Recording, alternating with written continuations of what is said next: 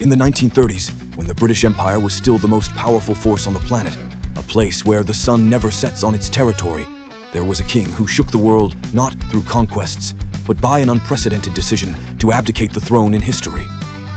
That was King Edward VIII, the man who proved to humanity that, in the face of love, royalty, and the kingdom, are sometimes just fleeting things.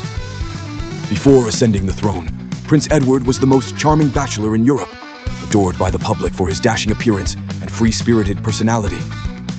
But the heart of this prince did not flutter for any princess or noblewoman, but was tightly bound to Wallis Simpson, a common American woman who did not possess breathtaking beauty and had a background that made the British royal family frown. She had been divorced once and was living with her second husband. Wallis's intelligence, sharp wit, and confident, independent demeanor completely captivated Edward. She was the only one who dared to speak to him as a normal man rather than a living saint. When the king passed away and Edward officially ascended the throne in early 1936, he was determined to make Wallis his queen. This decision created a tremendous political and religious earthquake. The British government, the church, and the public all vehemently opposed it. They could not accept a king, the head of the Church of England, marrying a woman who had divorced while her former husband was still alive. Edward was faced with a ruthless ultimatum: either break up with Wallis to keep the throne, or marry Wallis and give up everything, becoming a commoner and living in exile. For a man born to be a king, taught all his life to rule, that choice seemed impossible. But Edward did not hesitate. On December 11, 1936, less than a year into his reign, he sat before the microphone of the BBC, his voice trembling yet resolute, broadcasting to the world his shocking abdication statement. "I have found it impossible to carry the heavy burden of responsibility and to discharge my duties as king without the help and support of the woman I love."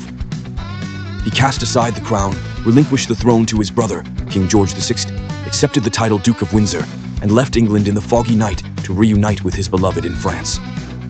The price was steep.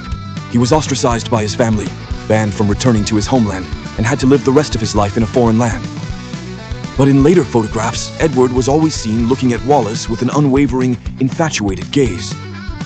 They lived together for 35 years, until death parted them, serving as the most vivid testament to the saying, "A kingdom cannot replace the smile of a beauty." That king may have lost an empire, but he gained the whole world in his heart. The story of this greatest sacrifice of royalty in modern history concludes today's video. What do you think about King Edward VIII's decision? Was it blind infatuation or ultimate courage? Please leave your thoughts in the comments below. Don't forget to like and subscribe to the channel so we can meet again in the next captivating love stories. Goodbye and see you again.